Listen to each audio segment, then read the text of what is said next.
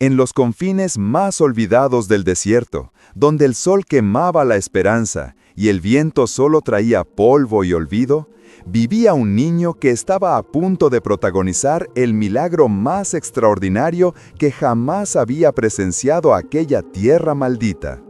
Su nombre era Mateo, tenía apenas 10 años, y lo que sucedió aquel día cambiaría para siempre la fe de miles de personas. Esta es la historia del niño más pobre del desierto que escuchó una voz que nadie más podía oír. El pueblo de San Jerónimo del Desierto llevaba 5 años agonizando lentamente. Lo que una vez fue una comunidad vibrante de 300 familias, ahora era apenas un cementerio de casas abandonadas donde vivían 47 almas resistentes que se negaban a aceptar que su tierra había muerto. La sequía había llegado como una maldición silenciosa. El primer año, los ancianos decían que era temporal, que las lluvias volverían. El segundo año, comenzaron a sacrificar sus animales porque no había agua para mantenerlos vivos.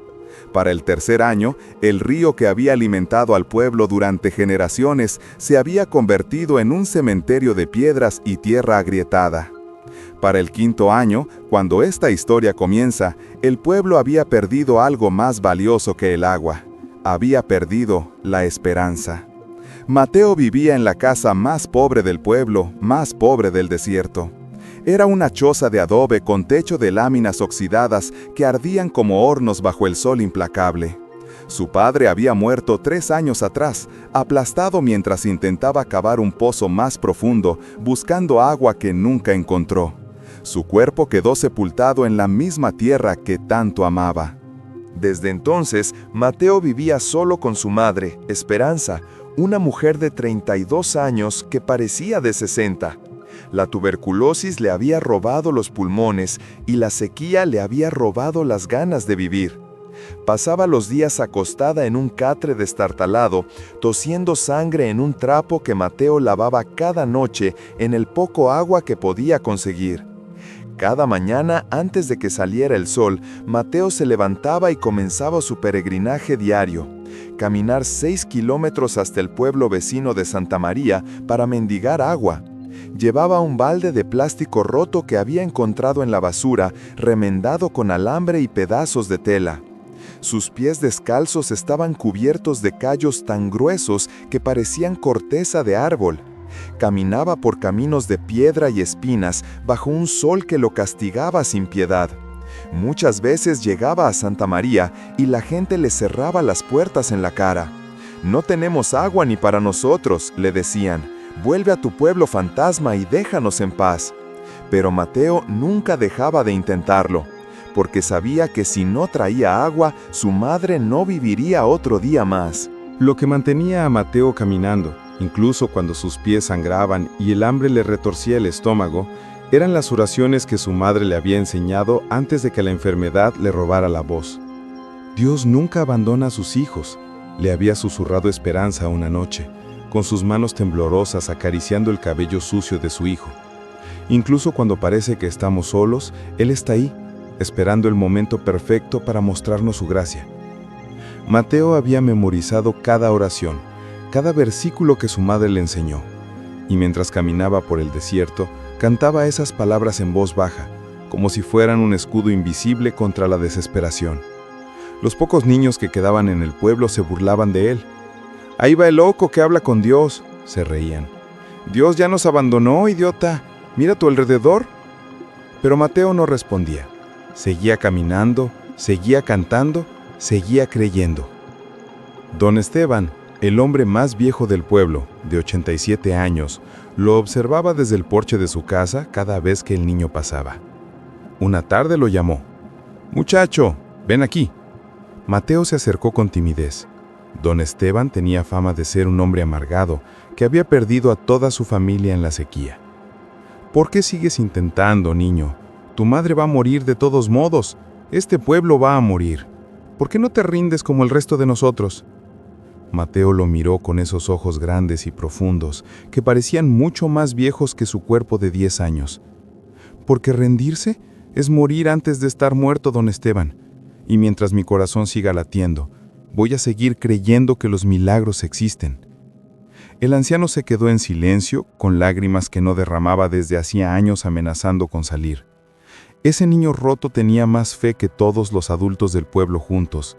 El llamado inexplicable.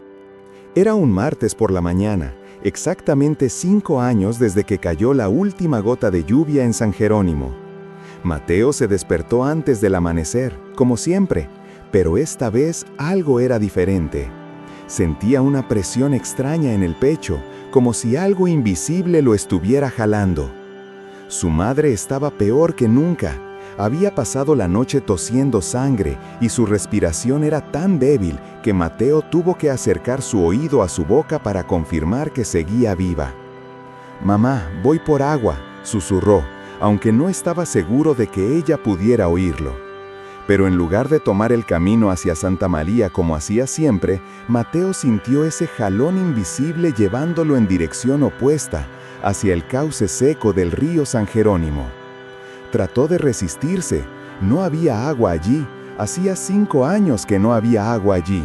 Era un lugar maldito donde su padre había muerto. ¿Por qué ir? Pero sus pies se movían solos, como guiados por una fuerza que no podía comprender ni controlar.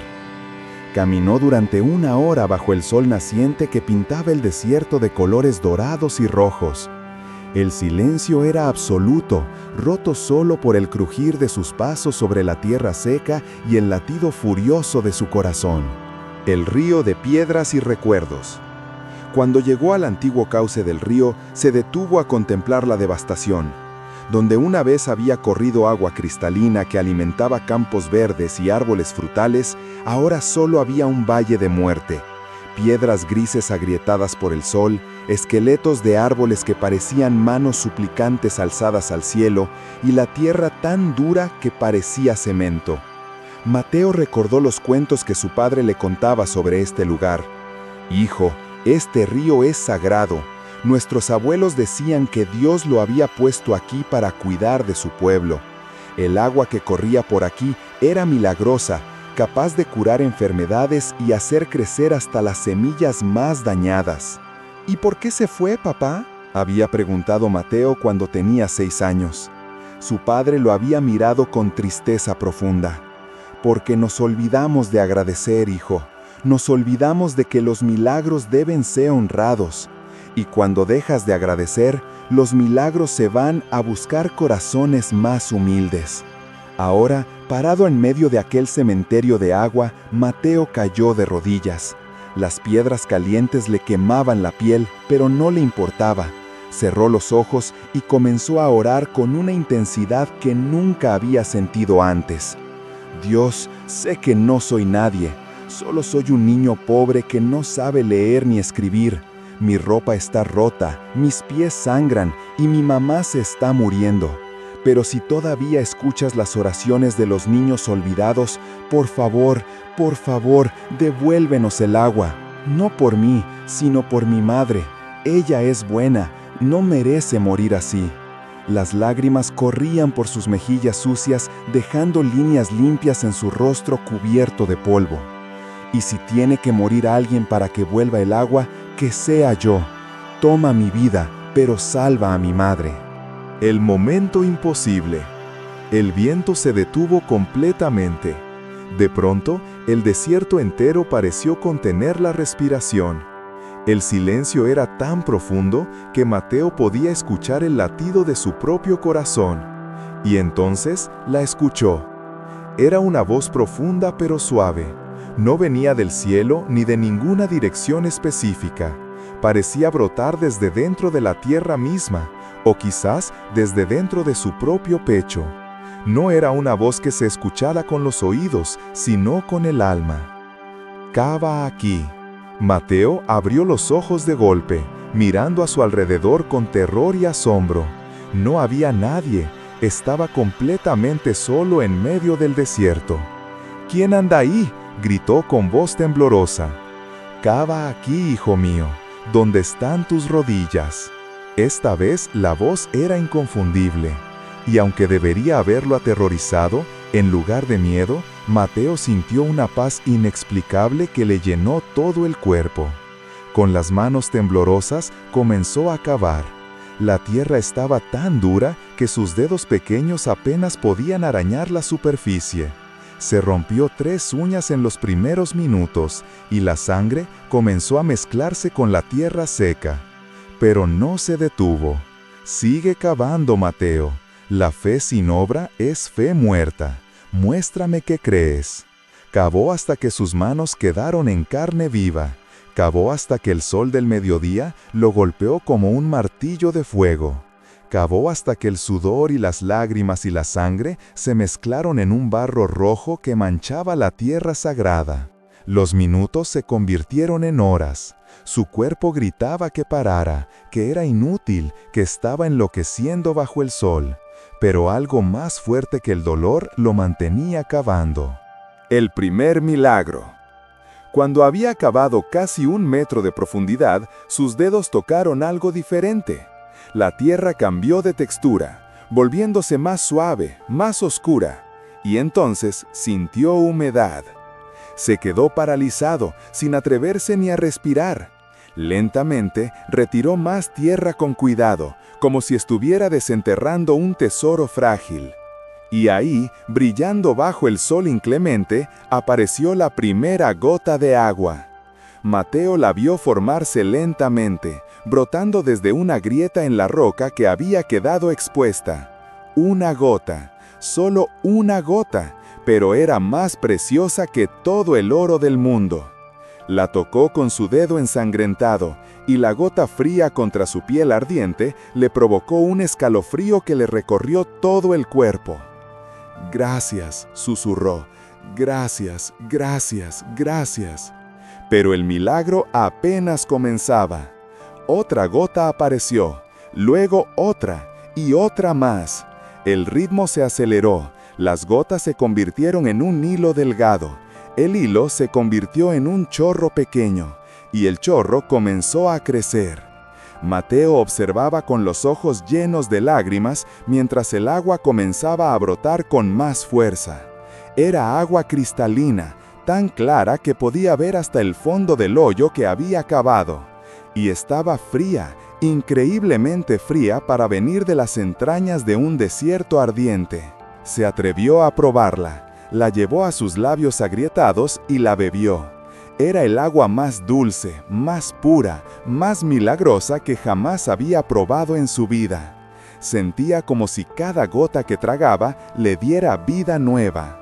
El agua siguió brotando, llenando el hoyo, desbordándose, comenzando a correr por el antiguo cauce del río como si recordara un camino que había recorrido durante siglos.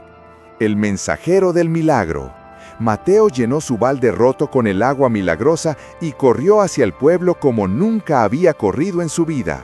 Tropezaba con las piedras, caía, se levantaba, seguía corriendo. El agua se derramaba del balde, pero no le importaba, porque sabía que ahora había una fuente infinita. «¡El río volvió!», gritaba mientras corría. «¡El río está vivo! ¡Dios nos devolvió el agua!». Las pocas personas que estaban en las calles lo miraron como si hubiera perdido la razón. El sol del desierto había enloquecido a más de uno, y todos asumieron que Mateo era la última víctima. Doña Mercedes, una mujer de 60 años que había perdido a sus 4 hijos en la sequía, salió de su casa al escuchar los gritos. «¡Cállate, muchacho! ¡Tus locuras no ayudan a nadie!». Pero cuando vio el balde de Mateo lleno de agua cristalina, con gotas cayendo al suelo seco, se quedó paralizada. ¿De dónde sacaste esa agua? «Del río. Dios me habló, me dijo dónde cavar y el agua brotó. Tienen que venir a verlo». Más gente empezó a salir de sus casas, atraídos por el escándalo. Al ver el agua, un murmullo de incredulidad se extendió como fuego. «¡Es imposible! El niño robó esa agua de algún lado. Está mintiendo». Pero don Esteban, el anciano amargado que había desafiado la fe de Mateo días atrás, se acercó lentamente. Metió su mano arrugada en el balde y sacó agua. La probó. Sus ojos se llenaron de lágrimas. «Es el agua del río San Jerónimo. Reconocería su sabor aunque hubieran pasado 1000 años. Este niño está diciendo la verdad. La procesión de los incrédulos. 20 personas siguieron a Mateo de regreso al río, caminando entre el escepticismo y la esperanza desesperada. Algunos lo hacían convencidos de que encontrarían nada más que las alucinaciones de un niño deshidratado. Otros iban con una chispa de esperanza que habían creído muerta para siempre. Cuando llegaron al cauce y vieron el agua brotando del agujero que Mateo había cavado con sus manos ensangrentadas, cuando vieron el agua correr nuevamente por el antiguo lecho del río, formando pequeños charcos que reflejaban el cielo azul, cayeron de rodillas. Algunos lloraban en silencio, otros gritaban de alegría. Muchos simplemente se quedaban ahí, inmóviles, sin poder creer lo que veían sus ojos. Don Esteban se acercó al manantial y metió sus manos en el agua. La llevó a su rostro, lavándose las lágrimas y la incredulidad de 87 años de vida. «Es un milagro», susurró, «un verdadero milagro de Dios». Doña Mercedes se arrodilló junto a Mateo y lo abrazó con fuerza, sollozando sobre el hombro del niño. «Perdónanos, hijo, perdónanos por haber perdido la fe. Perdónanos por no creer cuando tú nunca dejaste de hacerlo». Pero Mateo no estaba escuchando. Solo podía pensar en una cosa: su madre. El segundo milagro. Mateo corrió de regreso a su casa con un balde nuevo que alguien le había dado, lleno hasta el borde con el agua milagrosa. Entró como una tormenta a la choza oscura donde su madre había pasado los últimos meses muriendo lentamente. «Mamá, mamá, despierta, traje agua, agua de verdad». Esperanza abrió los ojos con dificultad. Estaba tan débil que apenas podía mover la cabeza. Su respiración era un susurro ronco y doloroso. «Mamá, tienes que beber, por favor, solo un poco». Con cuidado infinito, Mateo levantó la cabeza de su madre y acercó una taza de agua a sus labios. Esperanza bebió un sorbo pequeño, luego otro y otro más. Y entonces sucedió algo que ninguno de los presentes que habían seguido a Mateo podría explicar jamás. El color comenzó a regresar al rostro de Esperanza. Su respiración, que había sido un jadeo agónico, comenzó a normalizarse. La tos que la había torturado durante meses simplemente se detuvo. Se incorporó en su catre, mirando a su alrededor con ojos claros y llenos de vida. «Mateo, hijo, ¿qué pasó?». El niño la abrazó con todas sus fuerzas, llorando lágrimas de alegría pura. «Dios te salvó, mamá, Dios nos salvó a todos». La noticia del segundo milagro se extendió más rápido que el primero. Para la tarde, todo el pueblo había ido al río.